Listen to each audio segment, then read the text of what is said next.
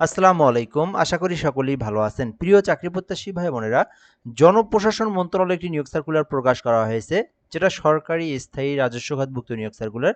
যেখানে বলা হয়েছে যে বাংলাদেশের যে কোনো জেলার যে কোনো প্রার্থীরা আবেদন করতে পারবেন।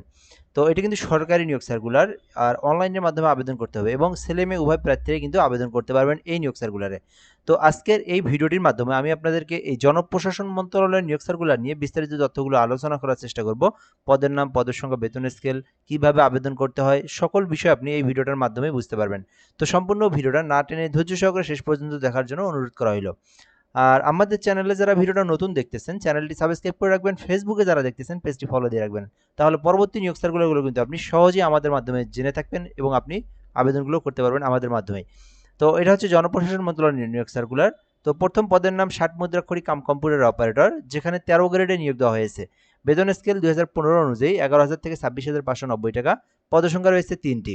শিক্ষাগত যোগ্যতা চাওয়া হয়েছে স্বীকৃতি কোনো বিশ্ববিদ্যালয় থেকে স্নাতক অথবা ডিগ্রি, অর্থাৎ যারা অনার্স পাস করেছেন অথবা যারা ডিগ্রি পাস করেছেন এবং যাদের 60 মুদ্রাক্ষরিক কাম কম্পিউটারের একটা টাইপের গতি রয়েছে, এই স্পিড যাদের রয়েছে কম্পিউটারের টাইপের, তারা কিন্তু এই 60 মুদ্রাক্ষরিকে আবেদন করতে পারবেন। অপর পদটির নাম অফিস সহায়ক, যেখানে কিন্তু মোট 17টি পদ রয়েছে। তো এখানে আবেদনের জন্য শিক্ষাগত যোগ্যতা চাওয়া হয়েছে শুধুমাত্র এসএসসি পাস। যারা শুধুমাত্র এইচএসসি পাস করে জনপ্রশাসন মন্ত্রণালয়ে আবেদন করতে চান, চাকরি করতে চান, আপনারা অফিস সহায়কে আবেদন করতে পারেন, যেখানে মোট 17টি পদ রয়েছে। যে কেউ চাইলে আবেদনটি করতে পারেন। তো দুটি মাত্র পদের নাম রয়েছে, যেখানে মোট পদের সংখ্যা রয়েছে 20টি। 60 মুদ্রাক্ষরিকে 3টি এবং অফিস সহায়কের 17টি পদ রয়েছে। তো আপনার শিক্ষাগত যোগ্যতা অনুযায়ী যেটাতে ইচ্ছা সেটাতে আবেদন করতে পারবেন। এরপর বিষয় হচ্ছে আবেদন করতে আপনার বয়স কিন্তু 18 হতে 32 বছর পর্যন্ত সময়সীমা রয়েছে, এর মধ্যে আবেদন করতে হবে। কিভাবে আবেদন করবেন বিষয়টা আমি আপনাদেরকে দেখে দিচ্ছি। তো এখানে দেখতে পারতেছেন আবেদনের জন্য শুরু এবং শেষ তারিখের ডেটটা দেওয়া রয়েছে। তো আবেদনটা বর্তমানে কিন্তু চলমান রয়েছে, আপনারা এখনও আবেদনটা করতে পারবেন। আপনারা কিন্তু এই আবেদনটা 4 জুন পর্যন্ত করতে পারবেন, অর্থাৎ পুরো মে মাসটা আবেদনের সময় থাকবে। একবারে জুন মাসের 4 তারিখ পর্যন্ত আবেদন করতে পারবেন।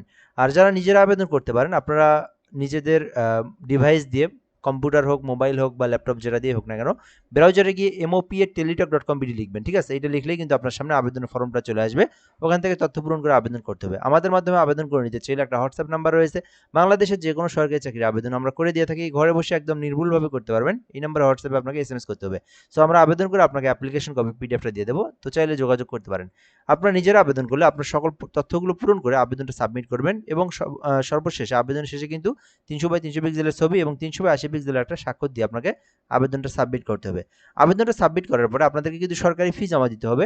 এখানে বলা হয়েছে যে কেউ যদি 1 নম্বর ক্রমিকে আবেদন করেন তাকে 112 টাকা এবং নিচের অফিস সহায়কে আবেদন করলে 56 টাকা ফি জমা দিতে হবে। এবং এই ফিটা জমা দেওয়ার প্রসেসটা হচ্ছে, প্রথমে এসএমএসে আপনারা লিখবেন MOPA, দেন ইউজার আইডি লিখে 16322 নাম্বার সেন্ড করে দেবেন। পরবর্তীতে আপনাদের সামনে একটা পিন নাম্বার আসবে, দেন ওই পিন নাম্বারটা দিয়ে আবার আপনারা 16322 নাম্বার সেন্ড করে দিলেই আপনার পেমেন্টটা কিন্তু সাকসেসফুলি সম্পূর্ণ হয়ে যাবে। তো চাইলে আবেদনটি করতে পারেন। এটা হচ্ছে সরকারি স্থায়ী রাজস্ব খাতভুক্ত নিয়োগ সার্কুলার, যেখানে বাংলাদেশের যে কেউ চাইলে আবেদনটি করতে পারবে। জনপ্রশাসন মন্ত্রণালয়ের নিয়োগ সার্কুলারটি। ভিডিওটা এই পর্যন্তই, ধন্যবাদ, ভালো থাকবেন, আসসালামু আলাইকুম।